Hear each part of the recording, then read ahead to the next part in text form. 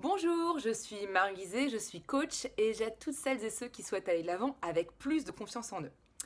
Alors, nous avons une nouvelle année qui est devant nous. Qui dit nouvelle année dit nouvelle résolution. Or, les statistiques nous le montrent, eh bien, il est difficile souvent de garder ces résolutions des mois, voire des semaines après qu'on ait vraiment, qu'on ait pris ces résolutions. Alors, comment on peut justement garder ces résolutions en place et surtout aller de l'avant? Alors pour vous, j'ai une astuce toute simple, c'est celle de mettre en place un système par rapport à vos objectifs et un système par rapport à l'état d'esprit que vous devez cultiver au quotidien pour atteindre vos objectifs. Pourquoi on a autant de mal à justement garder le cap sur ces objectifs? Eh bien, les objectifs, des fois qu'on choisit pour soi, ne sont pas clairement définis.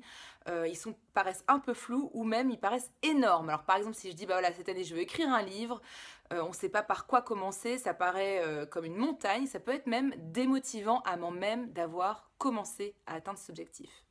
Donc ce que je vous propose dans un premier temps, c'est de noter votre objectif de manière précise. Qu'est-ce que vous souhaitez précisément?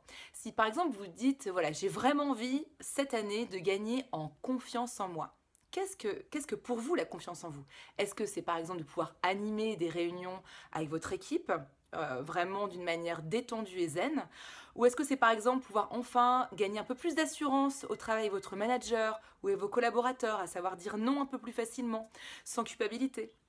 Ou alors tout simplement demander enfin cette promotion qui vous tient tant à cœur à votre manager, pareil, avec beaucoup plus d'assurance et pouvoir vous affirmer avec beaucoup de facilité. Voilà.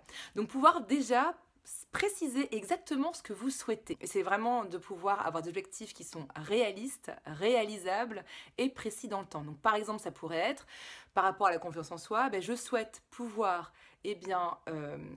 animer des réunions d'équipe tous les lundis soirs à partir du mois de mars. À partir de là, vous êtes beaucoup plus au clair sur ce que vous attendez de votre objectif. La deuxième chose, c'est d'écrire pourquoi cet objectif est aussi important pour moi. Quelle est votre motivation profonde? Parce que des fois, on se rend compte, en posant cette question de pourquoi en fait c'est si important pour moi, que derrière l'objectif, est-ce que c'est vraiment pour soi-même qu'on veut atteindre cet objectif? Ou est-ce que c'est pour plaire à quelqu'un ou pour simplement rentrer dans le moule en disant voilà, j'ai envie de pouvoir avoir un poste de leadership dans mon entreprise par exemple? Est-ce que c'est parce que j'ai vraiment besoin de reconnaissance et c'est juste pour ça? Ou c'est parce que j'ai envie de contribuer à la stratégie de l'entreprise par exemple? Et j'ai envie de vraiment d'être encore plus au service de mes collaborateurs en devenant par exemple manager ou en animant une réunion, pouvoir créer un espace d'échange pour eux. Donc ça, c'est vraiment important de se poser la question du pourquoi. L'envie de reconnaissance, bien évidemment, est toujours très important. Je veux dire, on reste des êtres humains et le besoin de reconnaissance est aussi fondamental.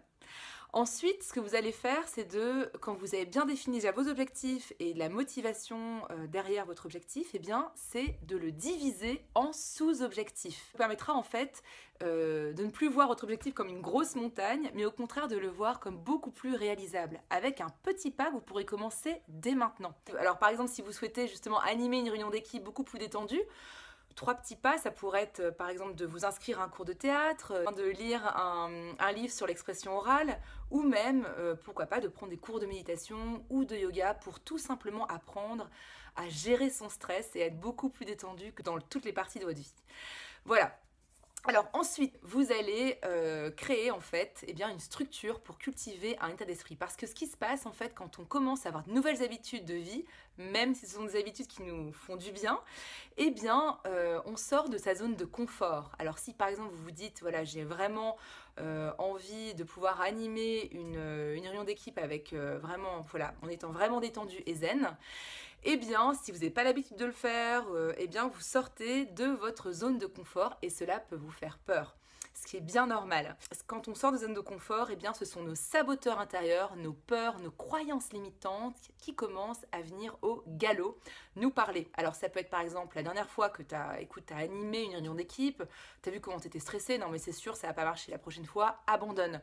Ou alors, tu veux perdre ce kilo, bon attends encore une semaine, c'est pas grave. Donc là on amène la procrastination. Toutes ces voix qu'on a tous en soi, qui sont des voix qui nous jugent énormément, qui peuvent nous démotiver, elles nous empêchent d'aller de l'avant, justement, vers ces objectifs qui sont si importants pour nous. En prendre conscience est le premier pas vers votre liberté intérieure. Ensuite, quand vous avez noté ces saboteurs intérieurs, vous savez quand est-ce qu'ils vont intervenir, eh bien, plutôt que de continuer à vous laisser saboter. Alors par exemple, ça peut être, voilà, je veux animer cette réunion d'équipe, mais si j'ai pas conscience de mes saboteurs intérieurs, peut-être que je vais procrastiner sur la préparation de cette présentation, voilà, ou je vais peut-être arriver en retard à cette présentation. Donc, dans ces cas-là, vous pouvez faire plusieurs choses. Alors nous, c'est ce qu'on fait en coaching. J'aide mes clients en fait vraiment à pouvoir mettre le doigt sur le saboteur et trouver une stratégie personnalisée et unique pour contrer et dépasser ces blocages intérieurs. Ce que vous pouvez faire par exemple, eh bien, c'est d'appeler un ami de confiance si vous sentez que voilà, vous commencez un petit peu à dérailler. Vous pouvez aussi vous rappeler votre motivation profonde. Pourquoi c'est important pour vous que vous atteigniez cet objectif. Vous pouvez aussi eh bien, vous poser la question, tiens, cette personne qui m'inspire autant, ça peut être un ami, quelqu'un que vous connaissez, quel serait son conseil pour moi ?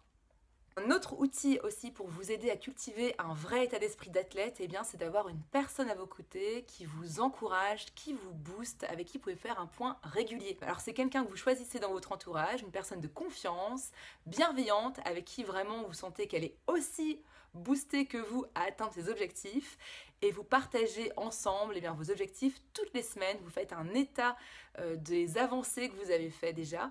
Et si vous avez par exemple des problématiques, vous ne savez pas comment dépasser telle ou telle chose, eh bien, vous pouvez réfléchir ensemble à une stratégie appropriée.